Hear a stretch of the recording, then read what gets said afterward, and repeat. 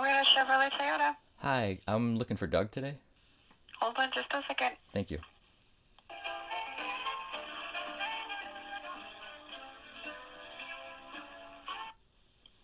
Good morning, this is Doug. Hey, Doug, this is Ross returning your phone call from the other day. Yeah, Ross, how are you doing today? Good, how you doing? Not bad, not bad. So I have to apologize. I didn't call back. That was my misunderstanding with the notification from Toyota. So it sounds like when we changed the oil, the filter cap broke. Is that right? Correct, yeah. Okay. All right. What I'll do is I'm not sure if you guys paid with a credit card or how you paid, but I can issue credit back with a check and then just send it out in the mail if that's okay. Okay. Yeah, I think it was on my wife's credit card, so that'd be fine. Okay. Yeah, generally what we do is it sounds like I talked to the technician and the service advisor that was involved, and it sounds like the thing unfortunately was really tight, way too tight, and he had to pretty much muscle it to get it off, and Sure. it just broke. And generally, you know, if it's something that we did, we would have just taken care of it right out of the gate, no questions asked, no issue. But obviously it wasn't us that over tightened it, so that's why they looked to you. And was it your wife? It was my Yeah. wife. Yeah, yeah. Yeah, yes. I just So the whole thing. that's why I get we did it. the whole principle though is we were just really upset on how we were treated, and then we have the part. I have it right in front of me, so I see where it was cracked, and I think I was dealing with Mike back there, and he's super good, but he was just not very compassionate that day. And I think what happened, yeah, you guys took a breaker bar to it, but I can clearly see that the tech slipped because he took off the whole other side, which Mike didn't originally show us. So I think it was just it was too tight, and part carelessness, and I guess we were frustrated because no one wanted to take responsibility for it. Sure, and I understand that, Ross. So I'm sorry it happened the way it did, and I will get you guys a credit. It may take a few days, but we'll get you a check in the mail and Okay. take care of it that way if that's okay. Yeah, that's perfect. Thank you. Okay, all right, not a problem. If you have anything else, feel free to give me a call. And like I said, it'll probably be, what is it, Thursday already? Probably early next week you should be seeing that. Okay. All right? Awesome. Thank you so much. Okay. Yep, thank you, Ross. Have a good day. Sounds good. Bye. Yep, bye. Okay, so let's discuss what just happened. My wife went in for an oil change, I don't know, 3 weeks ago. And, my brother-in-law, her brother, works at Toyota headquarters. And typical protocol is if they're going to do any work on your car, they have to get you to approve it first. Obviously, they're not going to bill you without you knowing it. So the only thing that had happened was they called us and told us that something had broke and that they just wanted us to be aware of that. So first mistake there, I think, is one, they should have told us it was too tight and that they wanted to take a breaker bar to it and that might cause damage to the part. But two, what really made me upset about the whole thing is when we went to get the car, they were going to charge us for the parts and the labor to replace something that they broke on it. So once again, they weren't taking responsibility for anything that happened. They tried to blame the other dealership that had installed the part, this oil, I think it's an oil filter housing. But what gets me is we've never had issues there. This car is brand new. It's got less than, I think, 20-some thousand miles on it. There's no reason that a Toyota part installed by a Toyota dealership that is getting replaced by a different Toyota dealership should fall on the customer to, one, pay for the part and pay for the labor to install that part. So I'm just going to run down what happened that day. We go in, and my wife was kind of already upset. So she brought me in, and I said, well, we're not going to pay this because we didn't destroy the part. And they're like, well, unfortunately, it was installed too tight the last place that you got it put on. I was like, yeah, but it was a Toyota dealership. They tried to give me the runaround that, well, we all operate individually, blah, blah, blah. I understand that part, and I was compassionate towards their end on that part. But at the end of the day, if you're working on my car and you break a part, my expectation is that you're going to replace said part. And I even said when he went back to get the guy I was dealing with, he went back to get the part because I said, I want to see it. I want to see what had happened to it. So there was another guy there hearing everything, and he was chiming in when he wanted to. So I said, okay, if I took my car here again and you guys broke my window, would you guys charge me to replace it? And at first, I didn't think he heard me because he didn't respond for a solid 10 seconds. And if you're sitting in 10 seconds of silence, it sounds like an eternity. And he finally said, well, if I was responsible for it, then yes, I would repair it and not charge you, essentially. I said, okay, that's exactly what happened here. I wasn't in charge of the manufacturing of this part. I wasn't in charge of the installation of this part. And I wasn't in charge of the damage to this part. So when the gentleman came back, he showed me the part. What he didn't show me, so what he showed me, I don't know if you can see it on here.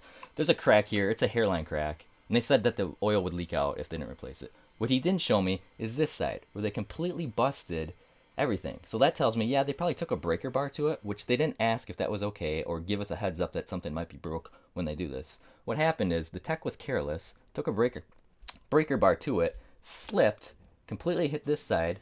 I'm sure that torque caused this side to crack. So they didn't explain any of that. They were just trying to pass this off and pass it on to the customer, which made me very furious.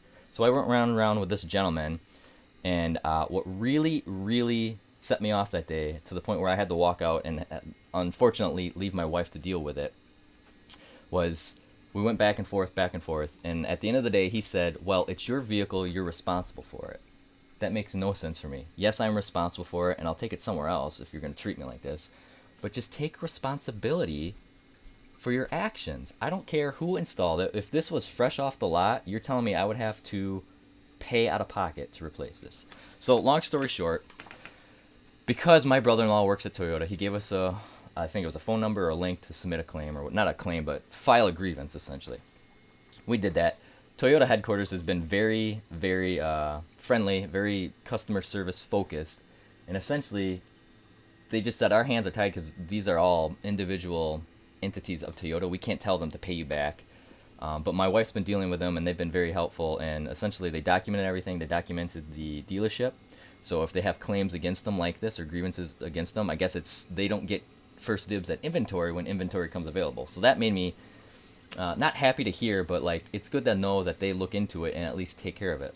The second thing that happened is we were talking to the headquarters customer service people, and they said, yeah, they're supposed to adhere by the highest standards of Toyota. And so we challenged them. They're like, well, how would you have handled this? They're like, clearly they did not handle this properly. You should not have been charged. They should have just eaten that cost. That's essentially what they said, but they said in the same breath that we can't make them do anything. They just maybe need to go back to training or definitely look at how Toyota upholds the highest standards. So long story short, I finally got a hold of my local dealership, and I was told to get in touch with their customer service manager. Well, I got the runaround and said that they're so small that they don't have a customer service manager. So okay, I said, Toyota headquarters said you guys are supposed to follow up with me within 24 hours, and that was 3 weeks ago, and no one called me back. Well, they also filed back to headquarters that we already discussed everything and it was taken care of. Some shady shit was going on, to say the least, because they didn't follow up. So I finally reached out to them. They said they didn't have a customer service manager. I go, okay, who handles these things when Toyota headquarters tells me you guys are supposed to call back in 24 hours? Their tone completely changed. They said they would get back to me. It took them 2 hours to finally track everything down, and then a guy called me, and I missed his call. He left me a voicemail. That's who I just talked to, Doug. Seems very helpful, but I'm just sad to see this business lose my business because of how they treated me. I've been going there for 3 years. This is the only time I've had an issue, and it comes down to, I think the service tech was careless and didn't want to take responsibility, and that bubbled up to the service manager on that day, or whatever, the guy that was trying to make me pay for it, because he said, I hope you would take my word for it. And I said, it's not you, Mike. I take your word. I deal with you all the time. I don't trust your tech. I don't know if it was carelessness. I don't know if the tech was lying. Clearly there is damage to this, but what they didn't show me is they completely slipped on this, and they just were careless. They slipped and they damaged the part. There's no reason why taking this off you would damage it. If you're over tightening it, I can see how you damaged it. What happened is they slipped, they damaged it, they wanted the customer to pay for the part. And the labor. That's what got me. When I walked out of there, I walked out of that day because I said I can't deal with this. So my wife ended up paying it because, once again, they're holding our car hostage during this whole time. They have the keys to our car, so we can't get it back unless we pay. So I'm in the other car waiting, and she comes out. She's like, well, they took the labor off, which, A, they didn't even tell me that up front, so I was very pissed to hear that after the fact. So all we had to do is pay for the part. This part apparently is $35. You're going to lose a customer. You're going to lose potential sales and service and maybe a potential vehicle in the future over $35. Toyota, local dealerships, get your shit together. Take responsibility for your actions. I don't care who installed this. Take responsibility and own it. Unfortunately, I won't be going back to that dealership, and it's a shame because I have been going there, and I've had very pleasant exchanges up until now. So they lost the customer. They're going to lose all this service. I go there to get my tires, my oil, everything. I'd buy a vehicle from them, but it's not going to happen now because of how you treated my wife and also myself. I just, yeah. So, I mean, that concludes today's rant, but guys, don't let people steamroll you. I know everyone's hurting right now, and dealerships are probably hurting too, but just be human and take responsibility for your actions. That's all I'm asking. I get really upset when people don't take responsibility for their actions. So with that, it's taken care of. They're going to cut us a check. It wasn't about the check at this point. It was about the fact that they didn't follow up. They lied to headquarters and said they did follow up. They tried to charge me for the part and the labor, and they broke it. They just broke the part. So I gotta stop thinking about it because I'm heated. All right, that's all I got.